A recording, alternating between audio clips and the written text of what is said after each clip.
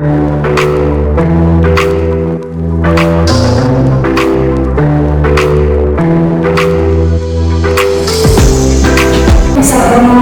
ya, yang cenderung diimajinasikan dokter gigi itu sadis, terus terbayangkan itu hanya rasa sakit aja yang kalau ada di ruang dokter gigi gitu kan. Assalamualaikum teman sehat RSI Wisma Malang. Kembali lagi bersama saya Dr. Atik Octaviana di acara podcast RSI Wisma Malang.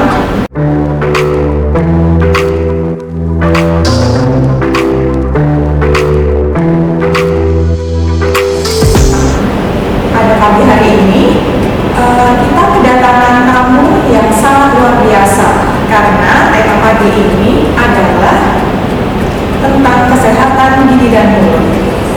Apa kabar semuanya? Teman-teman sehat RSI Wisma Malang dan sobat BMJI. Oh ya, pada pagi hari ini sudah ada penonton yang hadir dari Radio Malang aja nih. Apa sudah ada dari kota lain mungkin? Jangan lupa ya, tonton acara podcast ini sampai selesai bersama Dr. Tia dalam 60 menit ke depan. Pada pagi hari ini, kita akan membahas tentang tema yang sering sekali menjadi pertanyaan banyak orang, yaitu adalah tentang kesehatan gigi dan mulut. Bagaimana sih cara menjaga kesehatan gigi dan mulut yang baik dan benar itu? Langsung saja kita bahas dengan ahlinya. Sebelumnya, yuk kita sapa dulu narasumber kita pada pagi hari ini. Assalamualaikum dokter, selamat pagi. Waalaikumsalam. Ya. Bagaimana dok kabarnya hari ini? Sehat ya dok ya? Alhamdulillah sehat. Dokter, sebelumnya kita perkenalan dulu ya dok. Dokter ini dari mana? Bekerja di mana? Dokter ini praktek di klinik BMJI ya dok ya. Nah mungkin nanti bisa perkenalan dulu nih, soalnya kan teman-teman kita yang hadir pada pagi hari ini pada penasaran nih siapa sih narasumber kita, lalu prakteknya di klinik BMJI. BMJI itu apa sih dok dan lokasinya di mana? Monggo dokter.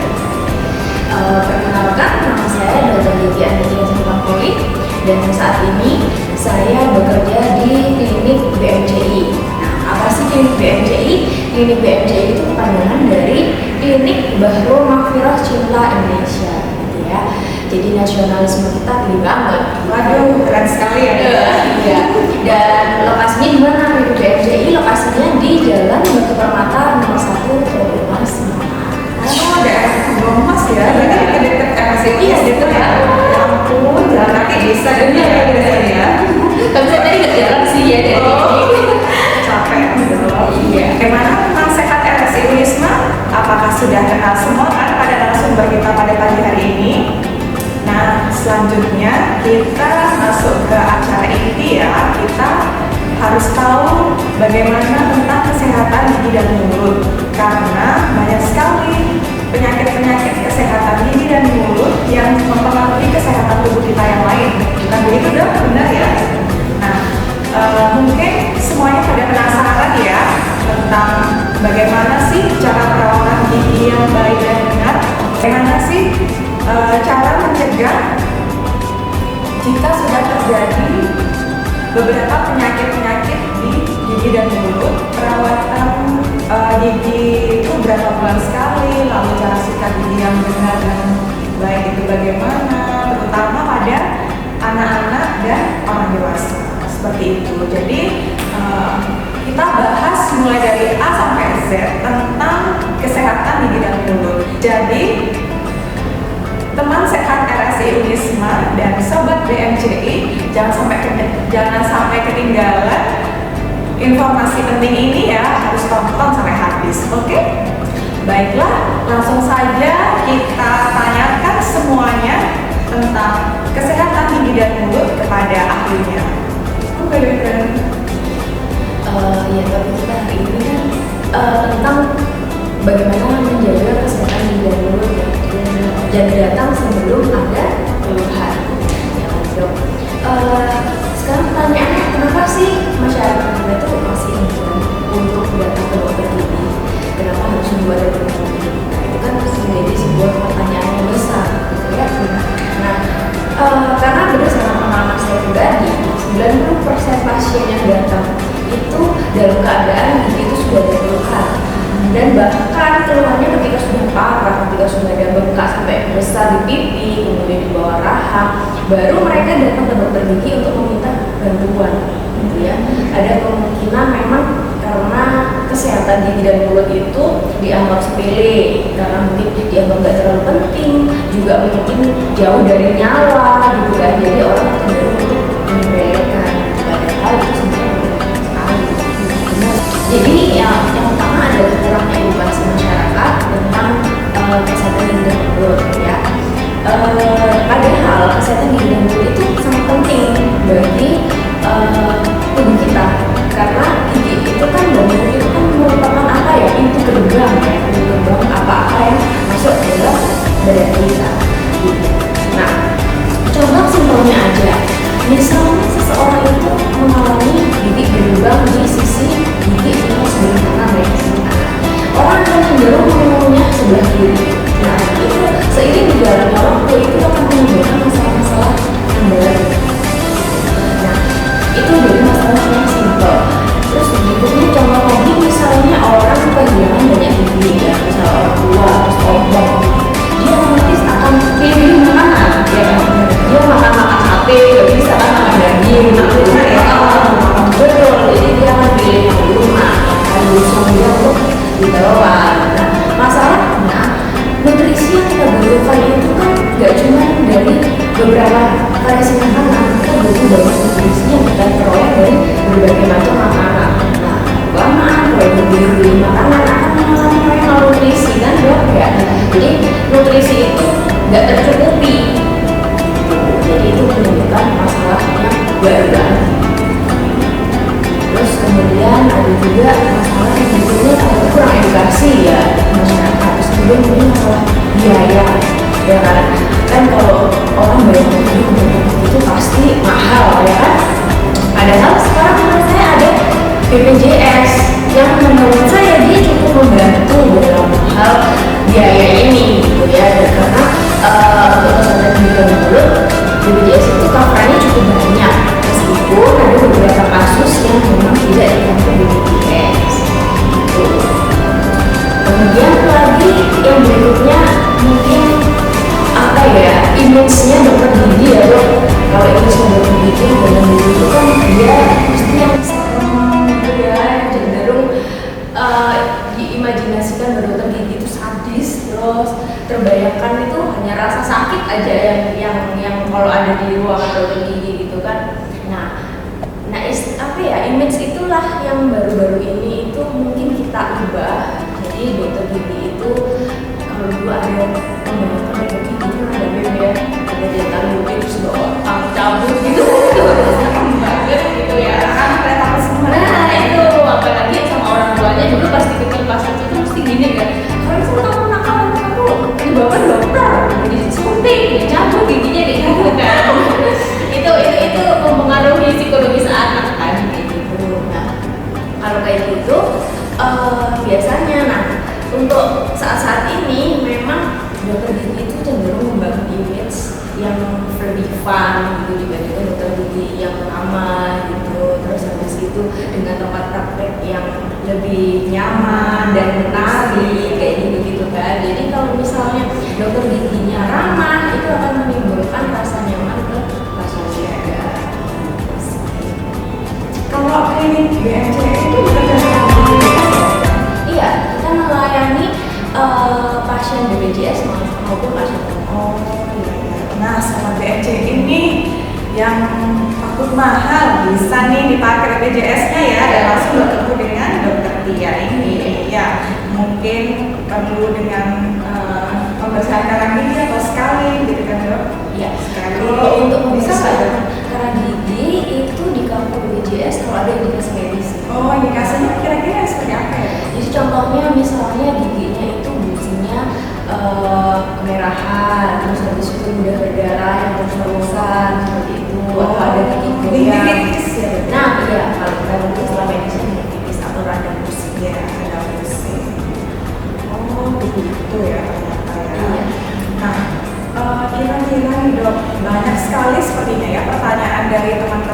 sudah ada di kolom chat Instagram ya. Nah, bagaimana sih dok untuk perawatan gigi yang baik dan benar gitu?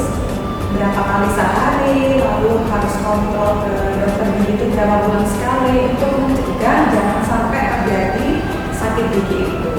Iya, sebenarnya cara mencegah kesehatan gigi yang paling simpel itu adalah sikat gigi, ya kan? Dengan cara, maksud saya dengan sikat gigi sebanyak 2 kali sehari. Yang penting ya, yang wajib itu adalah pagi setelah sarapan dan malam sebelum tidur, itu yang wajib. Dan untuk caranya itu memang, ini karena nggak ada model ya, nggak ada patung, anggap aja kayak bendera Indonesia. Kita bayangkan kayak bendera Indonesia dari merah ke putih, jadi dari arah gusi ke arah gigi gitu. Jadi kalau misalnya gigi rahang atas otomatis dari atas ke bawah, kalau misalnya rahang bawah dari bawah ke atas gitu. Terus jangan lupa bagian-bagian yang dalam di bagian langit-langit dan juga di area depan lidah. Kemudian satu lagi yang penting, lidahnya juga dibersihkan, jadi di rock gitu ya, jadi biar dia bersih. Oh, lidah itu ternyata juga dibersihkan ya dok? Iya benar. Posisinya gimana dok yang bersih sama satu arah, jadi dari belakang ke depan. Gitu. Ada alatnya sendiri sih, ada alat khusus kayak kerokan gitu. Tapi kalau nggak ada juga bisa pakai sikat gigi juga sih. Kalau misalkan nggak dibersihkan itu apa sih dok efeknya di lidah itu? Nah, lidah itu kan makanya dia kasar putih ya. ya. Nah, dia ada kasar-kasarnya gitu ya. Nah, kasar-kasarnya itu kalau misalnya nggak dibersihkan dia sisa makanan itu ada di situ. Nah, kalau kita lihat itu kan udah kayak putih-putih ya. Berarti nempel tuh tidak hanya di gigi ya, juga di lidah sisa-sisanya. Wah, ini informasi yang penting ya buat teman-teman semuanya, bahwa ternyata sikat gigi itu juga dengan lidahnya, jadi tidak hanya sekedar membersihkan gigi lalu sela-sela giginya. Nah, lidahnya itu ternyata juga harus disikat agar kesehatan seluruh tonggang mulutnya juga tetap terjaga ya dok ya. Oh ya, tambah satu lagi tambahan, kalau bisa kumurnya jangan terlalu banyak. Jadi setelah sikat gigi itu kalau bisa kumur 1 kali cukup. Yang penting udah bersih dari busa, udah jangan terlalu banyak. Karena kalau misalnya terlalu banyak itu kandungan fluor yang tersimpan pada pasta gigi dan dia akan ikutan hilang bersama dengan air yang kita minum tadi kita buang. Gitu. Wah, kita ini banyak banget mendapatkan ilmu baru ya pada pagi hari ini. Makanya teman-teman harus simak sampai selesai ya. Nah, sebenarnya gigi itu kan ada banyak jenisnya ya dok ya. Gigi pada anak-anak sama pada gigi pada saat dewasa. Nah, yang membedakan itu apa sih dok? Gigi anak-anak dan dewasa, dan apakah perawatannya sama? Sebenarnya kalau untuk perawatan itu sama sih ya dok ya, sama antara gigi anak-anak dan gigi dewasa gitu ya. Kalau untuk perbedaannya ya dari jenis-jenisnya juga berbeda. Jadi kalau untuk gigi anak-anak itu jumlahnya hanya 20, terdiri dari gigi seri, gigi taring, sama gigi molar. Molar maksud saya gigi geraham ya. Gitu. Kalau untuk gigi dewasa, gigi permanen itu ada 4 macam, ada gigi seri, gigi taring, gigi geraham kecil, dan ada gigi geraham besar. Gitu. Dan jumlahnya sebanyak 32. Tapi untuk perawatannya kalau bisa masih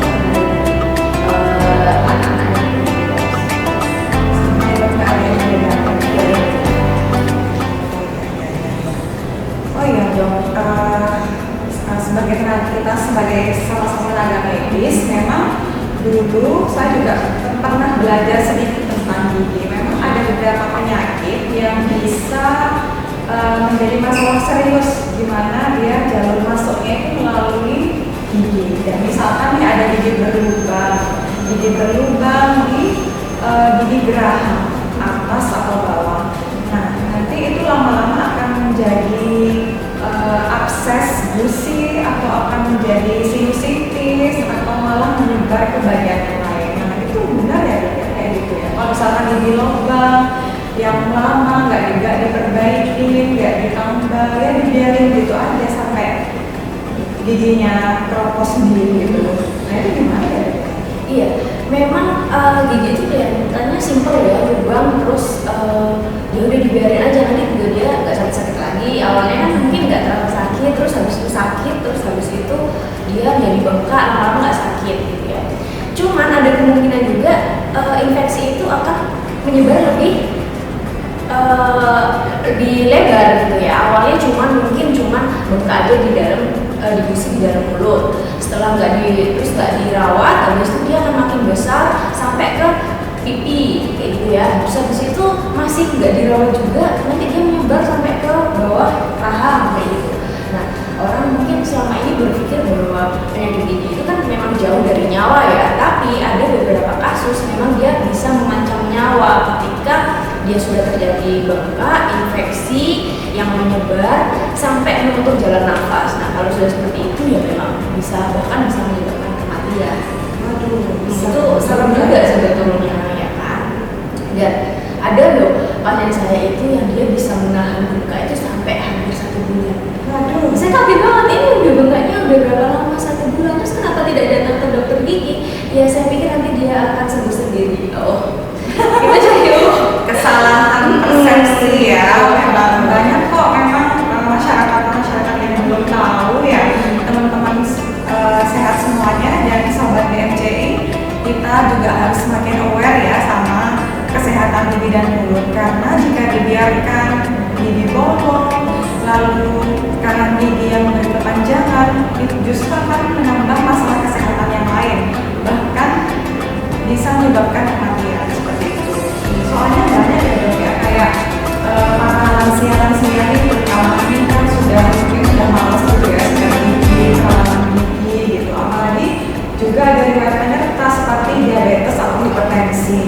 Nah, itu gimana sih dok? Misalkan nih ada pasien ya, dia sudah lansia, lalu ada riwayat penyakit BM dan hipertensi. Nah, itu tuh kriteria yang baik untuk cabut gigi itu pada pasien khusus ini tuh gimana kak? iya, kalau membahas pasien diabetes dan hipertensi itu memang kompleks ya, karena dari penyakit diabetes sendiri itu bisa ada manifestasi klinis di rongga mulutnya, yaitu biasanya giginya gampang goyang. Itu salah satu ciri, jadi giginya gampang goyang, terus tiba-tiba lepas sendiri. Nah, itu memang salah satu manifestasi klinis dari diabetes gitu. Karena dia, kalau orang diabetes itu kan penyembuhan ya, regenerasi selnya kan memang tidak secepat orang sehat kan. Jadi ketika ada infeksi, dia nggak cepat balik untuk ibaratnya untuk memperbaiki itu. Jadi giginya menjadi gampang goyang. Nah, kalau misalnya kriteria untuk cabut gigi pasien diabetes, otomatis ya gula darahnya harus normal gitu ya. Kemudian kalau untuk pasien diabetes, untuk pasien hipertensi ya itu manifestasinya juga sama, tapi kebanyakan karena pengaruh dari obat-obatan. Jadi obat-obatan yang dikonsumsi pasien hipertensi itu bisa menyebabkan pembengkakan pada gusi. Gitu. Nah, kalau udah seperti itu ya memang harus ada treatment yang agak kompleks sih gitu ya. Nah, kemudian kalau syarat untuk cabut gigi pada pasien hipertensi, otomatis tensinya harus normal gitu, stabil. Paling enggak sih biasanya ya kita berani ambil tindakan cabut, terutama kalau misalnya ada kalau misal tensinya sekitar 140/90 itu masih bisa. Berarti kalau datang gitu pasien dan kliniknya dokter lalu di TTV, di tensi, terus tensinya 160, berarti ditunda dulu ya, distabilkan dulu ya tensinya ya. Iya, dan biasanya pada beberapa pasien hipertensi itu kan mengkonsumsi obat pengejar darah ya. Biasanya sebenarnya gitu. Nah, sebenarnya gitu kan. Nah, itu sebelum melakukan tindakan pencabutan harus dihentikan dulu obat pengejar darah. Gitu. Makanya biasanya kalau untuk pasien-pasien yang DM kemudian hipertensi itu kita konsultasi ke dokter umum. Kalau dokter umum udah bilang oke, berarti teman-teman sehat mungkin yang orang tuanya atau saudaranya ada riwayat penyakit penyerta yang kronis seperti hipertensi atau diabetes tidak perlu ragu lagi ya untuk cabut gigi, karena sudah ada kriteria khususnya kapan waktu yang baik untuk cabut gigi kayak gitu. Nah, untuk selanjutnya nih dok, bagaimana sih ya dok kalau kita nih paling sering ya, penyakit yang lain di kesehatan gigi dan mulut itu adalah gigi geraham yang terakhir atau kita sering menyebutnya impaksi. Nah, sering banget nih melanda pada kaum dewasa muda, remaja muda gitu ya. Nah, tiba-tiba nyeri sekali di gigi geraham paling belakang. Setelah dilihat di sampel gitu, ternyata ada gigi tumbuh yang miring posisinya. Nah, itu impaksi molar 3 ya biasanya kalau kita menyebutnya. Nah, banyak sekali yang sangat terganggu ya dengan keadaan gigi yang tumbuh miring atau impaksi itu. Salah satunya bisa menyebabkan sisa-sisa makanan yang nempel di situ ya. Jadi gimana sih Dok perawatannya untuk gigi yang impaksi pada remaja muda atau dewasa muda itu? Karena itu juga banyak sekali jadi pertanyaan ya. Iya, memang namanya kita nyebutnya gigi molar 3 ya, kalau di dalam medis ya, atau mungkin kalau orang awam bilang giginya adalah gigi bungsu ya. Kenapa kalau disebut gigi bungsu? Ya karena dia tumbuhnya paling akhir, gitu kan, paling terakhir. Biasanya tumbuh sekitar umur 17 sampai umur 25 tahun. Nah, biasanya karena dia tumbuh di terakhir, biasanya dia tuh nggak kedapatan tempat. Gitu, Masih ada jadi nggak kedapatan tempat, terus akhirnya dia tumbuhnya nggak betul, atau memang posisi benihnya memang tidak betul gitu ya. Jadi dia bisa miring, jungkir balik, itu memang sangat terjadi. Nah, terus perawatannya apa? Nah, ketika gigi itu sudah posisinya tidak bagus, memang tidak ada cara lain selain diambil. Karena ketika nggak diambil, dia akan menimbulkan masalah-masalah yang lain. Contohnya, dia menimbulkan lubang gigi. Nah, biasanya kalau posisi sudah miring, lubang giginya itu nggak cuma pada gigi yang miring, tapi gigi yang di depannya juga ikut lubang. Jadi kalau misalnya udah kayak gitu, nah kalau udah gitu masih kayak udah lubang gitu, udah akhirnya nanti ketika diambil dua gigi yang diambil, gigi yang miring dan gigi yang di depannya, jadi malah kotor dong kita gitu ya. Kayak gitu. Kapan sih Dok indikasi untuk gigi paling belakang yang impaksi itu dicabut? Kalau dicabut atau enggaknya itu biasanya kalau misalnya dia sudah tumbuh, ya sudah keluar, sudah kelihatan di rongga mulut, sudah kelihatan dan posisinya jelek, udah ini diambil aja sebelum muncul keluhan. Karena kalau keluhan itu pasti munculnya, misal nggak sekarang, pasti nanti jangka panjang dia akan keluar keluhan gitu kalau posisinya sudah nggak bagus. Tapi kalau misalnya dia keluar dengan posisi yang bagus, ya aman aja, nggak usah diambil, nggak usah ada tindakan yang invasif. Atau misalnya ada juga tindakan, misalnya dia giginya misal jungkir balik, tapi dia di dalam nggak keluar, nggak tumbuh, jadi di dalam tulang direbusi nggak keluar sama sekali, ya udah nggak usah ada tindakan. Kecuali kalau misalnya ternyata dia juga di dalam jungkir balik, terus dia menekan saraf ya, saraf di sini itu kan ada saraf ya, terus dia menekan saraf dan menimbulkan rasa sakit, misalnya pusing yang berkepanjangan, kayak gitu, ya udah kita ada tindakan yang harus kita.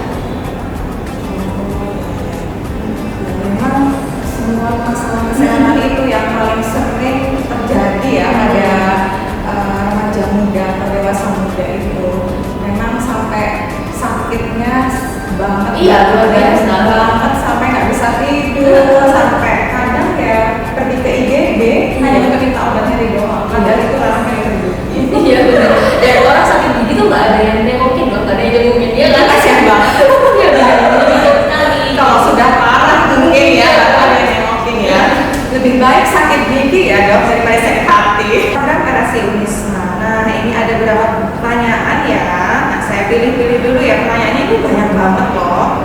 Nah, ini saya pilih dari Mbak Risma Arifian ya. Nah, Assalamualaikum Dok. Ini saya lagi hamil 6 bulan.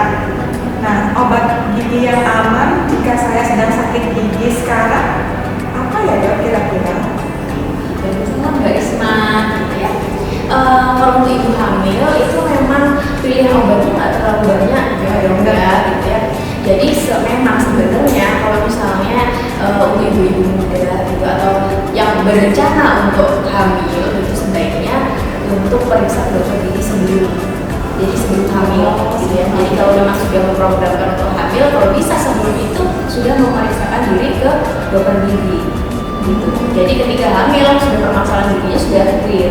Tapi ketika sudah terjadi nih, sudah hamil terus tiba-tiba giginya lubang terus sakit, ya yang paling aman sih sejauh ini kita kasihnya paracetamol. Tapi untuk obat-obat yang lain misalnya yang butuh antibiotik, ya silakan datang ke dokter gigi, kita periksa. Setelah kita tahu kondisinya, baru kita kasih obat yang sesuai. Jadi perlu atau enggak antibiotik gitu ya? Oh, jadi biasanya paracetamol. Saya kalau paracetamol kan soalnya bebas dan bisa dibeli.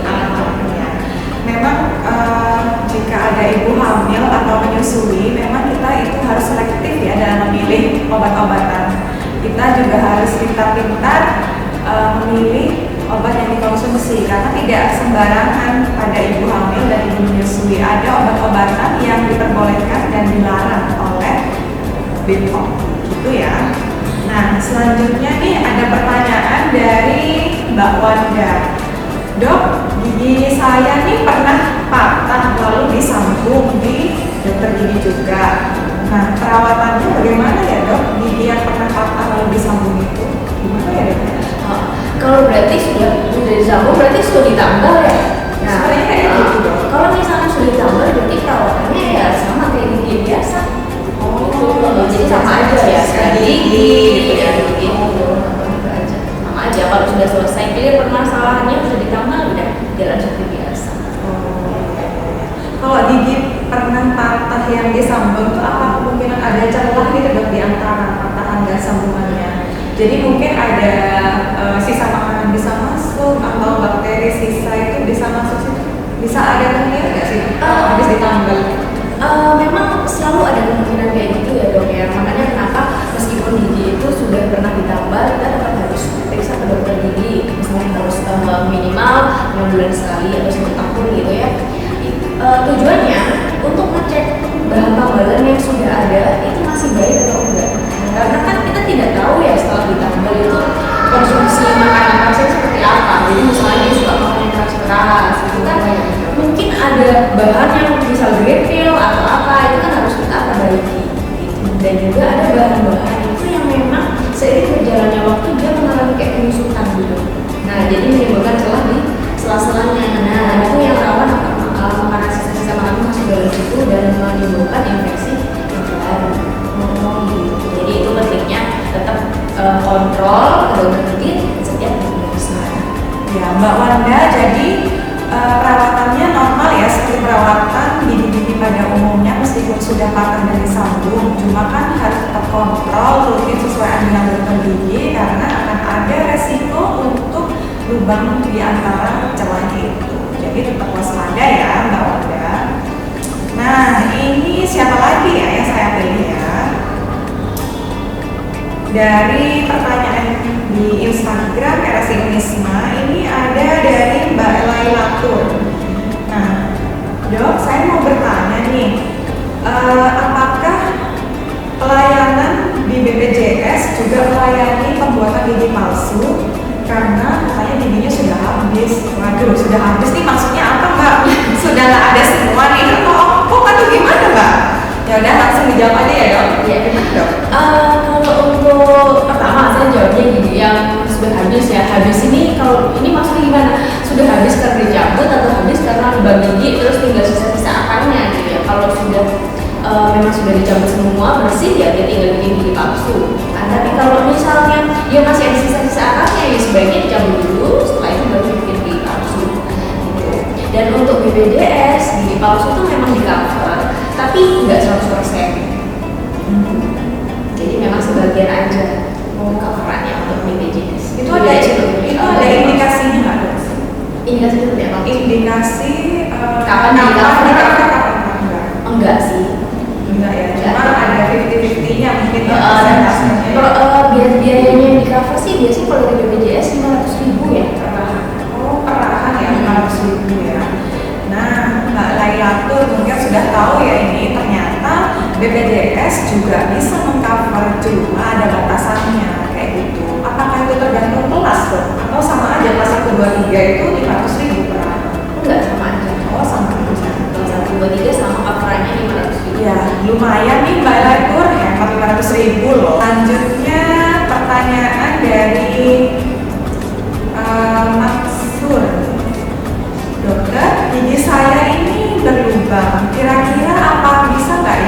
jadi nggak berlubang lagi? Kalau pertanyaannya kok lucu banget ya ini ya.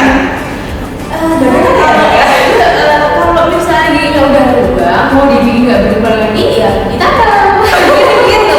Intinya itu sih. Kalau misalnya lubangnya masih kecil, ya bisa langsung ditambal. Jadi sekali datang bisa langsung selesai gitu ya. Lubangnya kecil. Tapi kalau lubangnya udah dalam, udah sampai ke bagian saraf gigi, ya mau nggak mau harus dirawat dulu. Tapi tetap setelah itu kan nanti pasti ditambah ornamen gitu. Oh gitu ya. Jadi nggak bisa kalau giginya terus dikasih apa terus tiba-tiba langsung tumbuh Ajaib gitu ya. Sekian detik bisa nggak berubah lagi nggak ya? bisa, memang harus dikasih bahan tambahan seperti itu. Berarti masih bisa dipertahankan ya dok ya? Iya. Maksudnya gigi itu meskipun sudah jadi karies gigi ini sudah ada yang berubah, nah itu berarti nggak gampang-gampang langsung dicabut, harus dipertahankan dulu, ditambal dulu, dirawat dulu ya dok? Iya. Iya benar, soalnya kalau misalnya dikit-dikit kan memang ada orang itu yang dulu kalau pakai gigi udah mau cabut aja biar cepat selesai. Orang beda-beda. Nah kalau misalnya dikit-dikit dicabut otomatis lama-lama giginya habis. Kalau gigi habis kan otomatis pakai gigi palsu kan. Nah kalau pakai gigi palsu kan ya gimana pas sama gigi asli kan loh. Nah, Mbak Mansur nih sudah tahu ya jawabannya ya. Bisa aja kok nanti gigi yang berlubang bisa nggak berlubang lagi, cuma semua itu nggak instan. Butuh waktu, butuh kontrol yang rutin agar gigi yang awalnya berlubang bisa bagus kembali kayak gitu. Nah, pertanyaan terakhir ya dok untuk menyingkat waktu bincang-bincang kita lagi pada pagi hari ini. Ini ada pertanyaan terakhir nih dari Mbak Ica. Dok, apakah ada nih obat kumur efektif untuk menjaga kesehatan gigi dan mulut pengganti sikat gigi yang rutin? Jadi cuma kumur-kumur aja nih, nggak usah sikat gigi dok gitu. Ada ya dok ya? Iya, ini maksudnya mbak ini nyari yang simpel ya. Kayak yang males banget ya sikat gigi ya. Iya. Bahaya. Tetap ya nggak ada obat kumur atau apapun yang menggantikan sikat gigi. Berarti harus wajib. Kalau sikat gigi itu memang hukumnya wajib ya, wajib. Ingat ya mbak, fardu ain loh wajibnya ini. Terus habis itu justru kalau obat kumurnya ini bila perlu saja. Karena obat kumur ini dia hanya membantu kerjanya dari sikat gigi atau menyempurnakan kerjanya sikat gigi. Jadi kalau misalnya nggak pakai obat kumur ya nggak apa-apa, yang penting sikat giginya. Oh dibalik gitu dong? Nggak bisa. Dan kalau bisa biasanya orang-orang kan suka ya pakai obat kumur karena dia kan menyebabkan apa ya, menimbulkan sensasi yang segar gitu kan. Nah cuman kita harus pintar-pintar memilih obat kumur gitu ya. Jadi kita harus menghindari obat kumur yang mengandung alkohol. Itu karena dia bisa untuk pemakaian jangka panjang dia bisa menyebabkan rongga mulutnya jadi kering. Gitu. Jadi kalau saran dari saya lebih baik memakai obat kumur seperlunya dan itu yang tidak mengandung alkohol. Nah, untuk Mbak Ica nih ya, sudah tahu ya jawabannya kalau tidak akan ada yang bisa menggantikan sikat gigi 2 kali sehari meskipun itu hanya obat kumur. Jadi memang sikat gigi itu adalah yang utama daripada obat kumur aja. Jangan sampai kebalik loh ya Mbak. Nah sepertinya waktunya sudah cukup ya ini. Terasa kita sudah 60 menit berbincang-bincang dengan dokter gigi ya, narasumber kita yang sangat hebat sekali ilmunya ya. Oh ya teman sehat RSI Unisma dan sobat BMCI, tak terasa nih kita sudah 60 menit menemani Anda bersama dokter gigi Tia di sini. Terima kasih banyak ya dok atas ilmunya, semoga barokah, dan terima kasih juga atas kedatangannya di RSI Unisma Malang. Jangan kapok-kapok main ke RSI Unisma ya dok ya. Cukup sekian teman sehat RSI dan sobat BMCI. Jangan lupa follow, comment, like, and subscribe seluruh media sosial RSI Unisma ya, agar kamu tidak ketinggalan seluruh info-info seputar kesehatan di RSI Unisma Malang. Jangan lupa berobat ya. periksa ke dokter gigi setiap 6 bulan sekali di klinik BMJI.